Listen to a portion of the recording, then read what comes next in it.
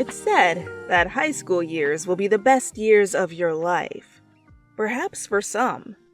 But to you, right now it feels like endless suffering in some twisted mafia. You could precisely recall your father's words before he dropped you off to school on your first day. Before you could open the car door, he spoke. Now remember what we talked about. Don't get involved in any shady business and try to focus on school. I don't want my child to be a member of some street gang. You assured him that you had no interest in doing such things as you stepped out of the vehicle. And if you'll be talking to any boys, you better not— You slammed the car door shut and went on your merry way. At the time, you thought he was being overprotective, and you still do to some degree. But now, you can admit that you could have been at least a bit more careful or observant when it came to talking to certain people. 2 months into your first year, you met most of the other first years and also became very good friends with some of them. You studied hard, but you too had time for your friends. You would sometimes goof off, but still kept it on the legal side. Hopefully. You felt lucky, as if nothing could ruin your happiness. That's what you thought before you encountered the person responsible for your current anxiety. Keiji Hatcher and his underlings. You heard from one of your friends that he was a second-year student who was no good news and that you should stay away from him. Or that was the rumor among the upperclassmen. You took their advice, but you still ran into Keiji by the vending machine no one usually uses behind the school. At first, he seemed just like any high school boy. But that image quickly turned into something else when you kept bumping into him. He teased you a lot, and at one point, it made you feel a bit uncomfortable. But you didn't exactly push him away. Day after day, his approaches got more touchy and pushy. You didn't return them, as his only intention was to have you as his little pet, and you would never stoop that low. By now, you realized you didn't want to have anything to do with him. And you even told him to stop meeting you, and that you've had enough. Keiji didn't listen, and instead, brought his minions with him every time he talked to you. Sweetheart, I thought it would have been nice to have some audience. No one knew what Keiji was doing, and there really was no point in telling anyone. None of the teachers would believe you. Keiji was the son of one of the most respected teachers in the school, and he was a damn good actor when it came to covering up something, spreading lies, or explaining situations. You couldn't talk to your friends because they would probably think you were gross for hanging around with an older guy who treats the people he's dating like trash. And talking to your parents was out of the question for obvious reasons, leaving you nowhere to hide or seek comfort. That's how you've been living. Always on the edge and checking every corridor before you walk out behind the corner, trying your best to stay out of his sight. Sometimes, even that wasn't enough. This time, you went too far. You were cowering next to the same vending machine you and Keiji met, crying and hiding away from the other students who still haven't left the school building, even when it was well past 5:30 p.m. on a Friday. You hugged your topless torso tighter in hopes of either hiding yourself more or to just disappear from all existence. The only comfort you had at this moment was the lack of people. You attempted to dry your tears with one of your hands while the other arm covered your chest. You felt so humiliated, frightened, and exposed. Why would he go this far? You questioned while the tears kept on coming. You gave up on trying to dry your tears and started to rock yourself back and forth in hopes of helping yourself to calm down. Why would someone do this? You cried. You had no idea how to get back home. Your house was many miles away from school, so you usually traveled by train or car. Your parents were on some business trip, and they couldn't get to you, and you didn't feel confident to go on the train without a shirt. All of your friends already left school. With this realization, You felt trapped and out of options of what to do. What am I going to do? Oi! Why the fuck are you here? You heard someone shout. You tensed up and hugged yourself even tighter out of fear. Footsteps, probably belonging to the voice, came closer until they stopped before you. You didn't dare say anything, nor look up at the stranger. Hey, I asked you a goddamn question! He shouted again, and you started trembling profusely. The blonde male observed your hunched-over being. He didn't notice it before, but now he could see that the person in front of him didn't have any shirt and was clearly terrified of his presence. And if he looked close enough, he could see a few hickeys on your neck. Bakugo stood up straighter, and with a bit softer voice and expression, he spoke again. Who did this to you? You cautiously lifted your head to look at the person speaking, piercing red eyes looking into your own behind spiky but fluffy-looking hair. The person had his hands in his pockets and a scowl on their face, but his eyes gave away that he was somewhat interested in what happened to you. You sniffled. I can't tell you, or he might do something to get me back. You whimpered as you lowered your gaze again. So the bastard's him, huh? The male muttered.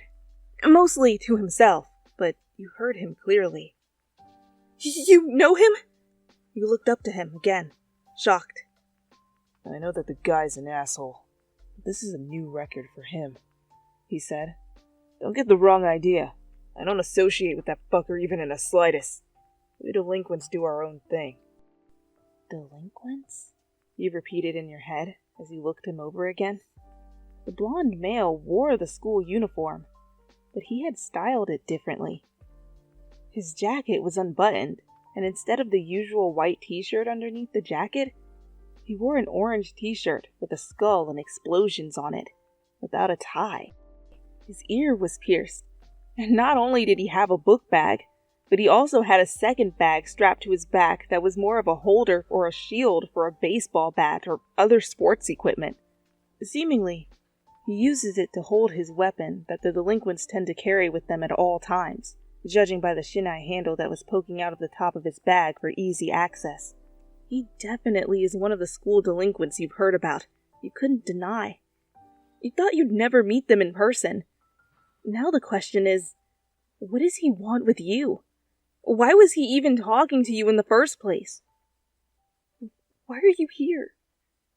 You asked, not realizing that your tears had stopped flowing. That's none of your business. Aren't you supposed to be at home already?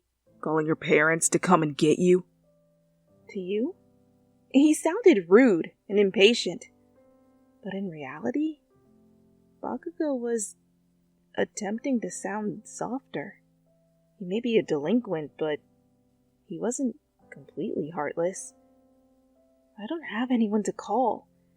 I guess you could say that I'm trying to figure out how I'm gonna get home unnoticed, you admitted. You're already topless and embarrassed in front of a male stranger. Might as well throw a little firewood to a house fire, right? It won't change anything. The blonde male stood there silently while you were still crouched down. Now you realized that you oddly felt a bit better for some reason. You weren't shaking as much as before, and your crying had stopped. Was it because you finally talked to someone about your problem, and the stranger didn't make fun of your current state? You heard that the delinquents don't really care much about anything. Suddenly, you heard the male shift a bit on his feet, and it sounded as though he was shrugging something off. Then, you felt something being carelessly draped over your head and back. You jumped back in surprise and looked up at the boy, now standing there without a jacket. He's letting you borrow his jacket? Cover yourself up and go home, he growled, and began to use the vending machine next to you. You couldn't say anything. You just looked at him in disbelief, and he noticed your staring. Are you deaf or something? You don't need to stare like a creep, he shouted, and it snapped you out of your daze. You quickly put the jacket on properly and buttoned all the buttons all the way. You picked up your book bag, and you were ready to run off in the direction of the train station, but you stopped yourself before you could. The blonde shifted his head to the side, questioning why you were still there. You had so much to say to him, and questions to ask. But the only thing you could muster out was, thanks, before you ran off. The weekend went by in a flash.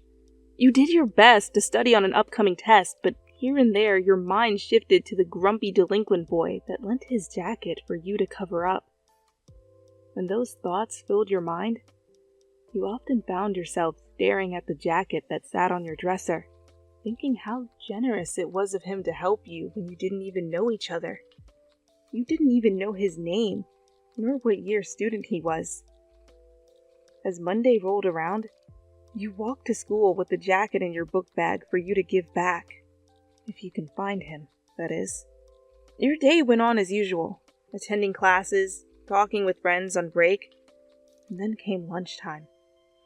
For many, it was the best moment of the day, but you never looked forward to it, no matter how hungry you were. Just as you got out of the classroom, an arm snaked around your waist, pulling you around with him to the opposite direction of the cafeteria while whispering right next to your ear. Did you have a nice weekend, sweetheart? Keiji teased with his sickly sweet tone. You shuddered in his hold, and you tried to lean away from his face, but his grip on your waist wasn't easing up. I hate you, you spit out, and he only chuckled as he led you behind the school. Remember to watch that tongue, doll. He pulled you behind a corner and slammed you against the wall. His other friends emerged from behind the dumpster and were now surrounding you as you looked at Keiji's almost glowing eyes. Now, where were we? And that's how it went every time. After all of them left, you were left alone to fix up your wrinkled uniform and messy hair. While doing so, you looked at the time on your phone and sighed out of relief. Lunchtime wasn't over yet, and won't be in a long time. Keiji stopped earlier than usual.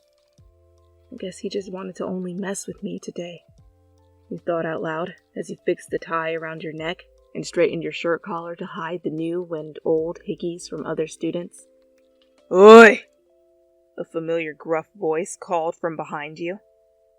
You turned around, and your eyes met the fierce ruby eyes of a delinquent.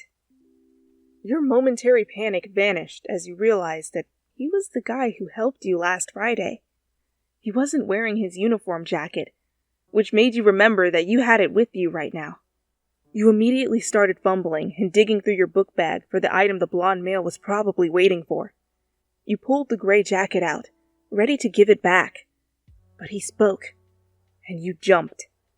Why are you letting him do shit like this to you? He asked, and you looked at the ground, ashamed and unsure, while you unconsciously gripped the jacket tighter in your grasp. Should you tell him? Or maybe the better question was, why should you tell him? He's a delinquent. They don't bother with other students unless they benefit from it. What does he gain from helping you or asking you these questions? Wait. Why are you just now realizing that he probably witnessed, or at least heard the whole thing happen a few minutes ago? He was waiting for your response. But when you couldn't decide what you should say, he spoke for you. If you're not gonna talk, then that, already by itself, says a lot. The blonde stepped closer, and you stayed put, clutching the jacket to your chest now.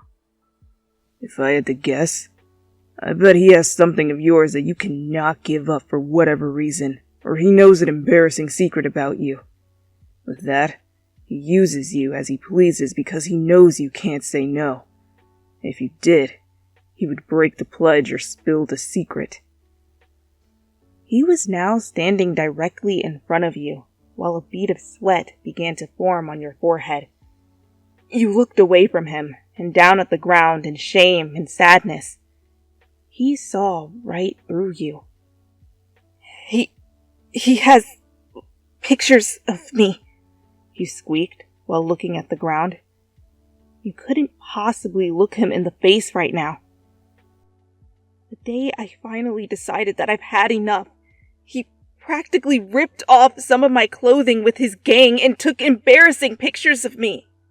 I saw them once, and they looked like they were straight out of a lewd magazine. Tears threatened to spill from your eyes as you recalled the event.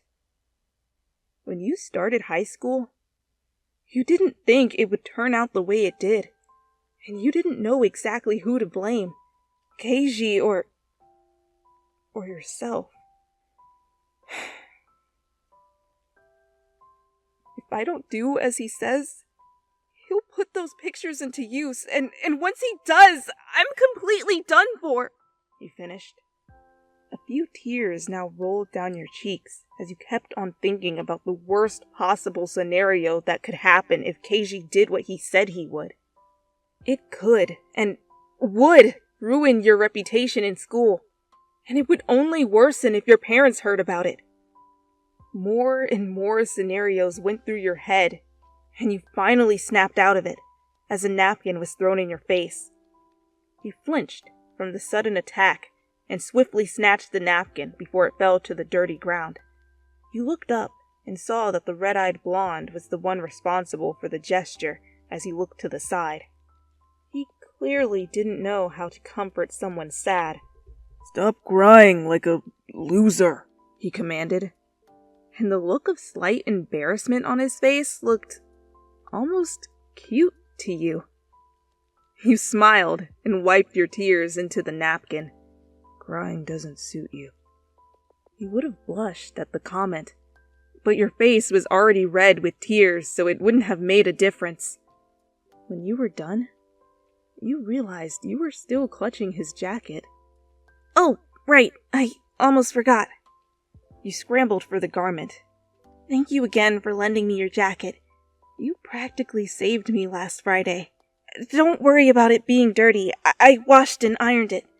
You outstretched the jacket, and he took it from you by grabbing it from the collar and inspecting it for a moment, before swinging it over his shoulder. With that out of the way, you repositioned your book bag on your shoulder and bowed to him as a last thank you. You turned around and walked around the corner to the nearest bench to eat your homemade lunch. Little did you know that as you ate, someone familiar was watching over you from a distance like a guard dog. Something felt odd. Forget that! Something was off, and it put you on edge. It's been a whole week since you last saw Keiji or his minions. He hasn't dragged you to the boys' bathroom, the janitor's closet, or behind the school to have his version of fun. You haven't even seen the guy in the halls, nor anywhere in the school for that matter. You didn't mind that he wasn't around, quite the opposite. You were cheerful that he wasn't there to breathe down your neck. But the whole issue was the reason why he wasn't there. The longest he's left you alone was 2 days. Now it had been a whole week, and you were more nervous than ever. Was he planning something? Did he somehow find out that you talked to someone about your problem? But the last time you talked to the delinquent was more than 2 weeks ago. How could he have found out? Is he now going to get you back by sharing the photos? The familiar feeling of anxiety crept upon you, and you couldn't concentrate on the lesson that was currently being taught. The class was dismissed later than you would have liked, and your other classmates headed out to grab lunch. You were weary as you stepped out of the classroom, looking both ways of the hall, before leaving the classroom towards the cafeteria to eat with your friends. As you walked for a minute, There wasn't the usual pull on your wrist or waist you were used to on Mondays during lunch. It made you really wonder what was going on with Keiji, and you feared for your reputation, expecting the worst. "Did you hear? Hatcher's temporarily suspended," you heard a second-year female student speak from another table behind you. The name Hatcher caught your attention, so you pretended to eat your bento as you listened to the conversation. "No, I didn't. I thought he was sick." A boy spoke this time. "No, he isn't. From what I heard, he and his friends were suspended for harassing a first-year student. Apparently, it was so bad that Hatcher's friends got 2 weeks suspension, but Hatcher himself got a 2-month suspension." "Can you believe that?" The girl laughed, and the other students chuckled along. "Serves him right. He's been getting away with his disgusting actions for long enough. It's almost hard to believe that someone actually managed to rat him out. Guess Keiji felt overly confident," another girl spits out. Your eyes were wide as saucers as you comprehended the information you had just heard. He's suspended? You couldn't believe it. It was too good to be true. "Do you know who exposed him?" the boy asked, and you focused your attention again. "Not a clue. Apparently, someone gave the teachers a package with a note and a USB drive. On it was evidence of the assault, and since Hatcher and his friends' faces were clearly in the video, they were found guilty," the girl explained with a laugh. "Wait, how do you know this sort of stuff?" someone at the table exclaimed, and the girl just chuckled mischievously. "I have my ways," she sang.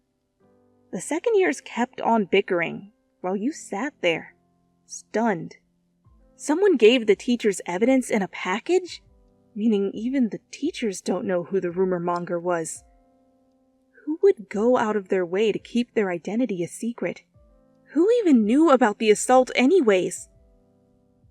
Then, it hit you like a brick, and you hurriedly packed your stuff with little explanation to your friends as to why you were leaving. You blindly ran through the school halls, courtyards, and onto the rooftop of the school, looking for the boy, with no success. Then, you remembered that he was a delinquent, and that they don't hang around in the places where other students would. You hit yourself on the forehead with a giant L and bolted down the stairs, beginning to run to the back of the school where you always saw him. Soon, you were out of breath, and you leaned against the vending machine that no one usually used. You cursed your low stamina and prepared to run off again when a figure emerged out of nowhere. "Oi, what are you doing here?" Of course, it's always him who finds me, you humored in your mind as you straightened up and turned to the blonde boy. He had his usual annoyed look on his face, with his hair pointing in every which direction and his hands buried in his pockets.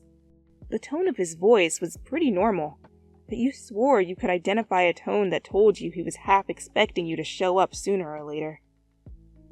You walked over to him, and he eyed you wearily with his ruby eyes. "It was you." "I know it was you," you told him, and he stayed put.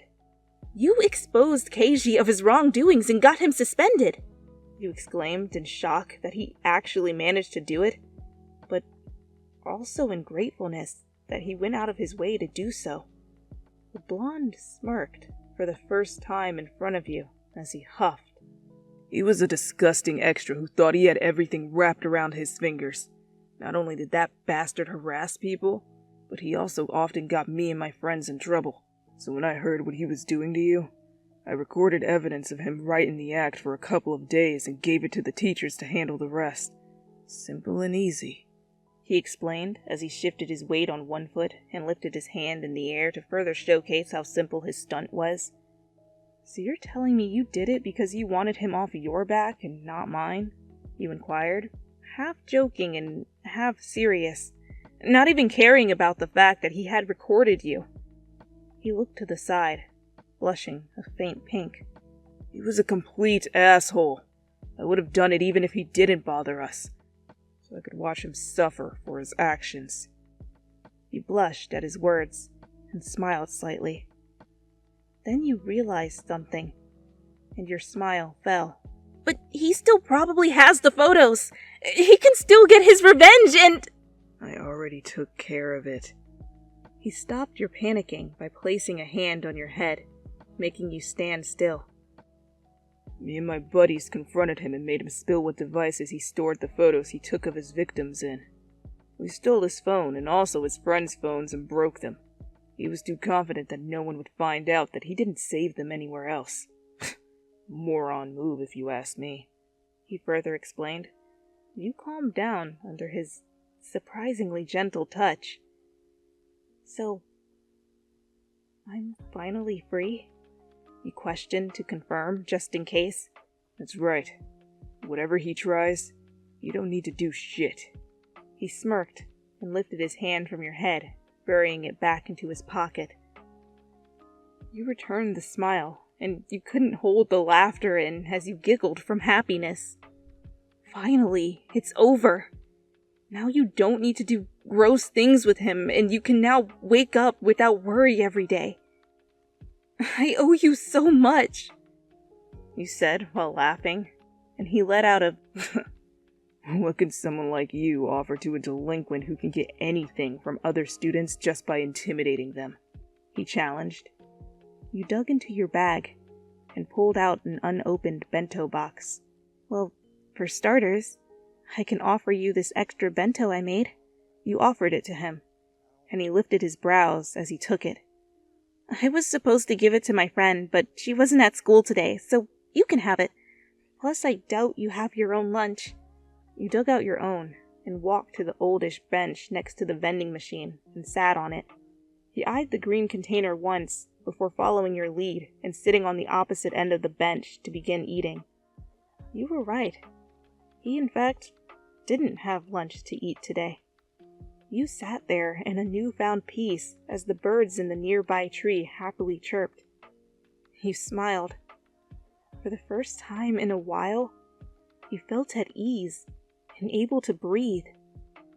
You felt as free as the bird in that tree or any birds in the sky. It was funny. You were eating lunch next to a delinquent who has a reputation of being an intimidating and violent person, but you felt safe. In reality, the delinquents are people too, and they only attack if someone approached them first. He's interesting for sure, you thought as you scooped more rice in your mouth. What's your name? He suddenly spoke, and you looked at him. Oh, right. You don't even know each other's names. You gave him your name. And you are? He said. Bakugo Katsuki.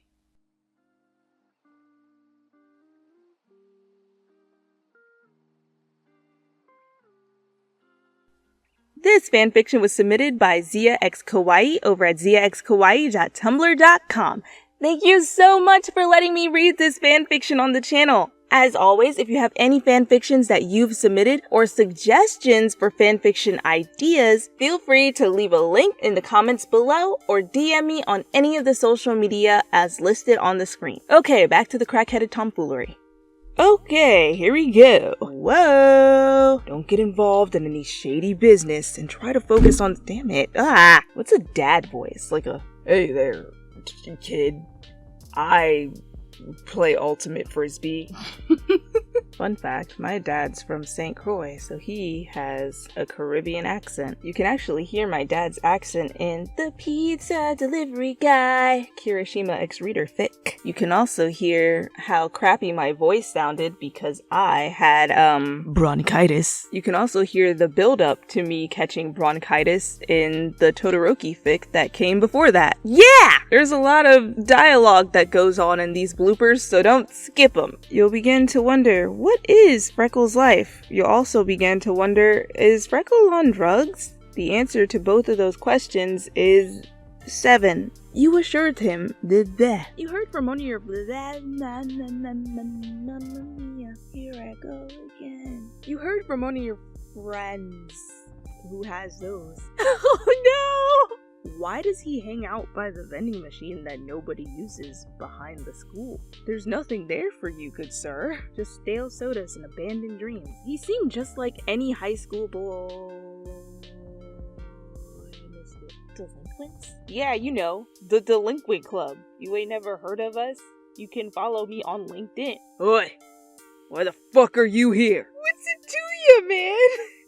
Why do you care? You the hall monitor or something? We delinquents do our own thing. It's a West Side Story type mess, like. La la la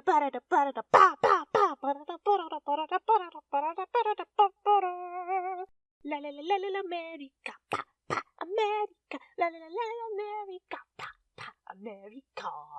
Brown face. Everywhere you see is brown face. That's not problematic at all. I know that the. I know that the. I know that the. I can't say the sentence. My mouth is not letting me say this. I began to use the vending machine next to you. Hey, cover yourself up. I'm gonna go buy me some nacho cheese Doritos. They're explosive, like my heart. This is my place to get my goddamn flamin' hot Cheetos, and if you wanna come here and mess up my place of snackitude, well, you're messing with the wrong man! Man? Why should you tell him? Why is Gamora? He wore an orange t-shirt with a skull and explosions on it. Without a tie. Ooh! Me and my pals confronted him and made him spill the boots and cats and boots and cats and boots and cats and boots and cats and boots and cats and boots and cats. Bakugo and Kirishima out here like, yo, give me your money, son! There's an eyelash in my eye. Ah! Oh no! Ah! It got worse! Oh god, no! Okay, I got it.